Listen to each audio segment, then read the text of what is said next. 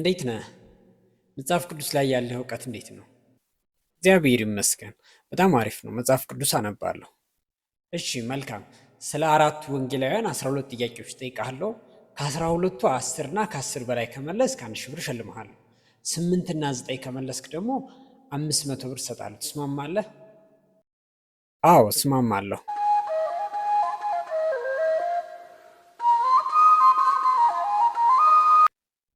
እሺ ጥያቄ ቁጥር 1 ከአራቱ ወንጌላውያን መካከል ወንጌሉን በክርስቶስ የትውልድ ሐረግ ወይም በሰው መልክ የሚጀምረውና ገጸ ሰቢ የሚባለው ማን? ሀ ቅዱስ ሉቃስ፣ ለ ቅዱስ ማቴዎስ፣ ሐመርኋ ቅዱስ ዮሐንስ፣ መ ቅዱስ ማርቆስ። ቅዱስ ማቴዎስ። ምክንያቱም ቅዱስ ማቴዎስ ወንጌሉን መጻፍ ሲጀምር የዳዊት ልጅ የአብርሃም ልጅ እያለ ነው የሚጀምረው እና ስለዚህ የትውልድ ሐረግ በመቁጠር የሚጀምረው ቅዱስ ማቴዎስ ነው። ስለዚህ መልሱ ለቅዱስ ማቴዎስ።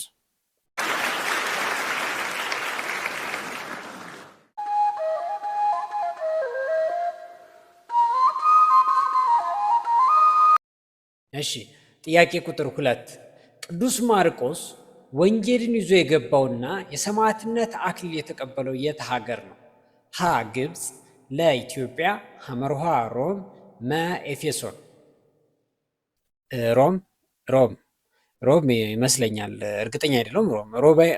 ሮም ያልኩበት ምክንያት ሐዋርያ ቅዱስ ጳውሎስ ሮም ነው ሰማዕትነትን የተቀበለው ከቅዱስ ጴጥሮስ ጋር ሐምሌ 5 ቀን ያው እንደምናከብረው እና ቅዱስ ማርቆስ ደግሞ የሐዋርያ ቅዱስ ጳውሎስ ደቀ መዝሙር ነው። ስለዚህ ያው ሮም ነው መልሱ። ሐመርኋ ሮም።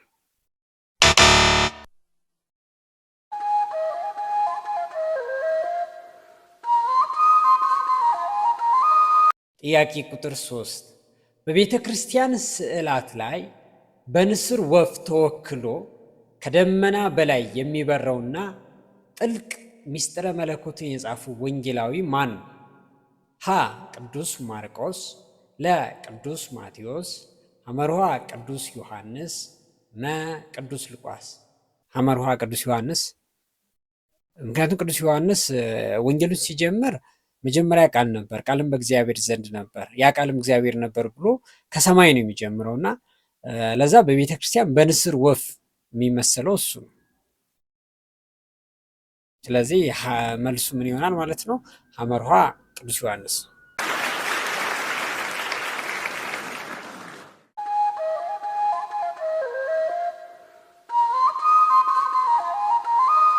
ጥያቄ ቁጥር 4 የጠፋው በግ፣ የጠፋው ድሪም፣ የጠፋው ልጅ ታሪኮችን የመዘገበው ወንጌላዊ ማን ይባላል? ሀ ቅዱስ ሉቃስ፣ ለ ቅዱስ ዮሐንስ፣ ሐመርኋ ቅዱስ ማርቆስ፣ መ ቅዱስ ማቴዎስ። ቅዱስ ሉቃስ። ቅዱስ ሉቃስ ነው አስታውሳለሁ። ቅዱስ ሉቃስ የጠፋው ልጅ ታሪክ አስታውሳለሁ። የሉቃስ ወንጌል ምዕራፍ 15 ላይ ነው። ሌሎችንም ያው ቅዱስ ሉቃስ ነው የመዘገባቸው። ስለዚህ ሀ ቅዱስ ሉቃስ።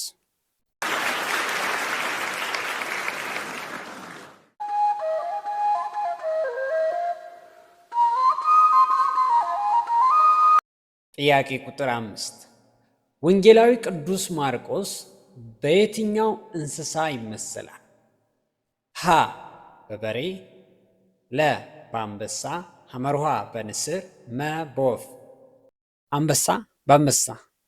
ምክንያቱም በወፍ የሚመሰል የለም። በንስር ቅዱስ ዮሐንስ ነው። በበሬ ደግሞ በሬ ያው ከመስዋዕት ጋር ስለሚያያዝ በብሉይ ኪዳን በበሬ ደግሞ ካህኑ ዘካርያስ መስዋዕት በመሰዋት ነው እንትን ያለው የጀመረው። ስለዚህ በበሬ ከሉቃስ ጋር ስለሚገናኝ ስለዚህ ለ በአንበሳ።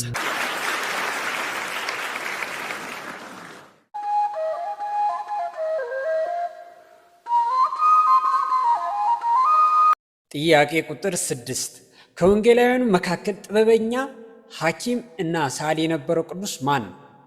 ከወንጌላውያኑ መካከል ጥበበኛ ሐኪም እና ሰዓሊ የነበረው ቅዱስ ማን ነው? ሀ ቅዱስ ማቴዎስ፣ ለ ቅዱስ ሉቃስ፣ ሐመርኋ ቅዱስ ዮሐንስ፣ መ ቅዱስ ጳውሎስ። ቅዱስ ሉቃስ። ምክንያቱም ቅዱስ ሉቃስ እንደሚታወቀው ሰዓሊ ነው። የእመቤታችንም ስዕል የሳለው እሱ ነው። ግን ሰዓሊ እንትና ወንጌላዊ ቅዱስ ዮሐንስም ሰዓሊ ነው። ግን ሐኪም የነበረው ቅዱስ ሉቃስ የጌታችን ኢየሱስ ክርስቶስ መድኃኒታችን ስዕል የሳለው ወንጌላዊ ቅዱስ ዮሐንስ ነው። የእመቤታችን የሳለው ቅዱስ ሉቃስ ነው። ስለዚህ ሐኪሙና ጥበበኛው ግን የነበረው ዶክተር የነበረው ቅዱስ ሉቃስ ነው። ስለዚህ መልሱ ለቅዱስ ሉቃስ።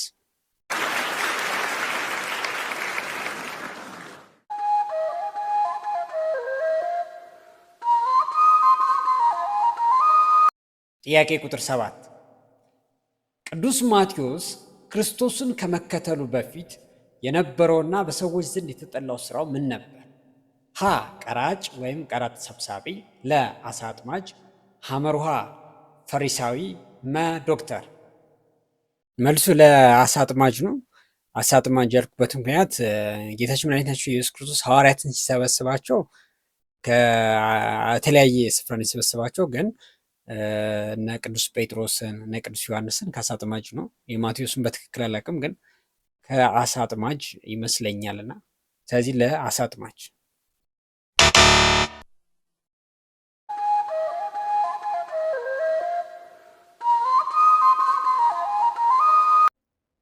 ጥያቄ ቁጥር 8 በመቅደስ ውስጥ በሚቀርብ ዕጣንና መስዋዕት ወይንም በካህኑ ዘካርያስ ታሪክ ወንጌሉን የሚጀምረውና በበሬ የሚመሰለው ወንጌላዊ ማን?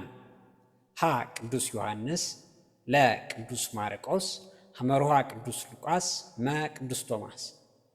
ቅዱስ ቶማስ ወንጌላዊ መካከል አይደለም። መልሱ ሐመሩሃ ቅዱስ ሉቃስ።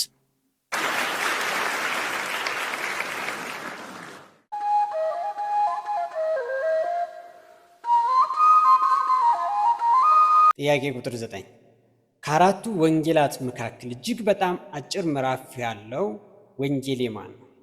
ሀ የማርቆስ ወንጌል፣ ለ የማቴዎስ ወንጌል፣ ሐመሩሃ የዮሐንስ ወንጌል፣ መ የሉቃስ ወንጌል። ሀሌታዋ የማርቆስ ወንጌል። ምክንያቱም ከሌሎች ወንጌላት መካከል በጣም አጭር ያለው የማርቆስ ወንጌል ነው። የማርቆስ ወንጌል 16 ምዕራፎች ብቻ ነው ያሉት። የዮሐንስ ወንጌል 21 ምዕራፍ አለው። የማቴዎስ ወንጌል ረጅሙ እሱ ነው፣ 28 ምዕራፍ አለው። የሉቃስ ወንጌል 24 ይመስለኛል ማለት ነውና እኛ አላችሁ። ስለዚህ መልሱ ሀሌታዋ የማርቆስ ወንጌል።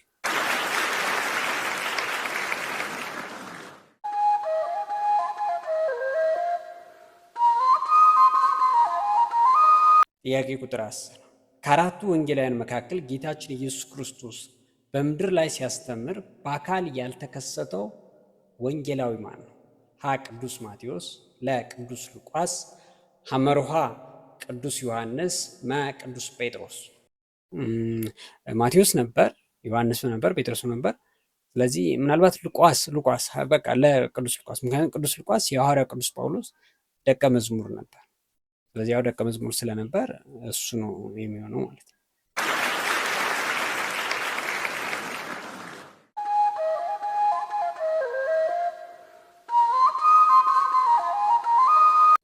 ጥያቄ ቁጥር 11 በቤተ ክርስቲያን ታሪክ የመጀመሪያዋን የቅድስት ድንግል ማርያም ስዕል የሳለው ሰዓሊና ወንጌላዊ ማን? ሀ ቅዱስ ዮሐንስ፣ ለ ቅዱስ ሉቃስ፣ ሐመሩሃ ቅዱስ ማርቆስ፣ መ ቅዱስ ማቴዎስ። ያው ቅድም እንደተናገርኩት የእመቤታችንን ስዕል የሳለው ወንጌላዊ ቅዱስ ሉቃስ ነው። ስለዚህ ያው መልሱ ለቅዱስ ሉቃስ ይሆናል ማለት ነው። የጌታችን ቢሆን ጥያቄው ማን ነበር የሚሆነው? ቅዱስ ዮሐንስ ወንጌላዊ ነበር የሚሆነው ማለት ነው።